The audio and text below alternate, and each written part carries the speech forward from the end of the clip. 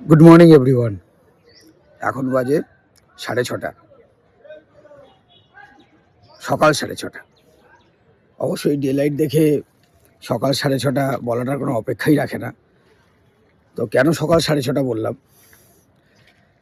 সেটা হচ্ছে যে মানে এই ঠান্ডায় আমরা মোটামুটি আমি নিজেও এতদিন প্রায় 9টা 9:30 ঘুম থেকে উঠতাম। অনেকেই হয়তো আগে উঠে, বাট আমার কোনোদিন ওঠা হয়ে ওঠেনি।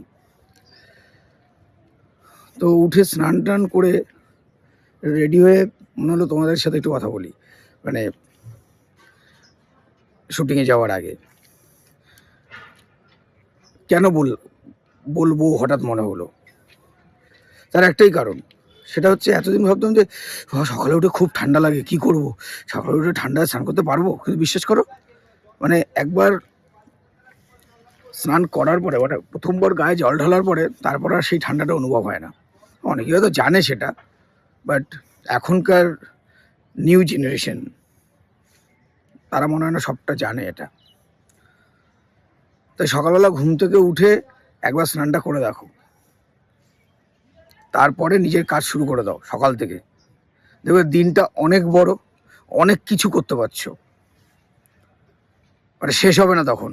মানে আমাদের কি হয়, আমরা সকালবেলা ঘুম থেকে উঠতে এতটা দেরি করে ফেলি, তারপর কখন কোন কাজ করব, সেই কাজটা কতক্ষণে শেষ করব, এবং আলটিমেটলি সব কাজ শেষ করে উঠতে পারি না সময়ের অভাবে। কারণ সাট করে সময়টা কেটে যায়। আমরা সকালটাই যদি একটু তাড়াতাড়ি করে শুরু করি, তাহলে আমরা অনেকগুলো কাজ করতে পারবো, এবং প্ল্যান যেটা থাকে আমাদের সারাদিনের, সেই কাজটা আমরা কমপ্লিট করতে পারবো।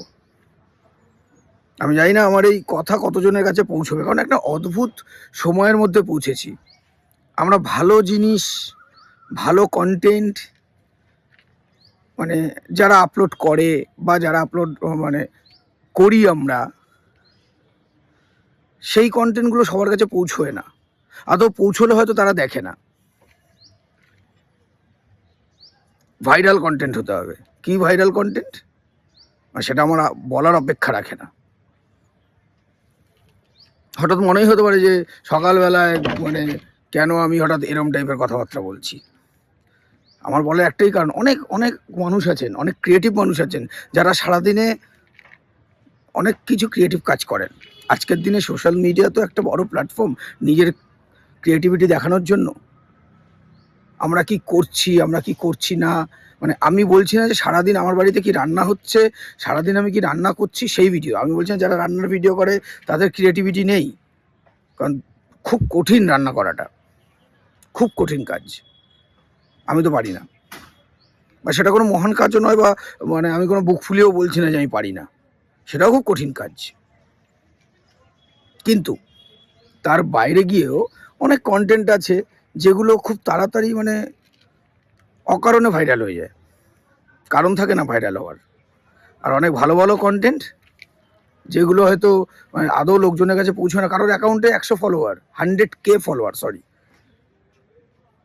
বা 25K ফলোয়ার, কিন্তু তার ভিউজ 1000 2000। কিন্তু সেই লোকটাই যখন কোনো ভাইরাল কন্টেন্ট, ও কী কন্টেন্ট ভাইরাল, ইদানিং বেসিসে যা সব চলছে সেরম টাইপের কন্টেন্ট বলতে পারেন, বা খুব কম সময়ে ভাইরাল হওয়ার জন্য যার যে সকল কন্টেন্টের আশ্রয় নেওয়া হয়, সে সকল কন্টেন্ট সবার পক্ষে কি সম্ভব সেই কন্টেন্ট করা? মানে আপনি চাইলে কি সেটা করতে পারবেন? মনে হয় না পারবেন, সম্ভব নয় বোধহয় সেটা।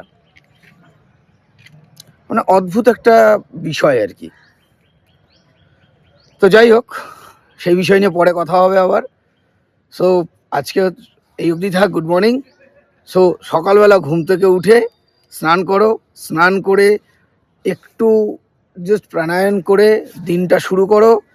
কথা দিলাম, কাজ শেষ করতে পারবে না, মনে হবে আরও কাজ করি। চলো, গুড বাই।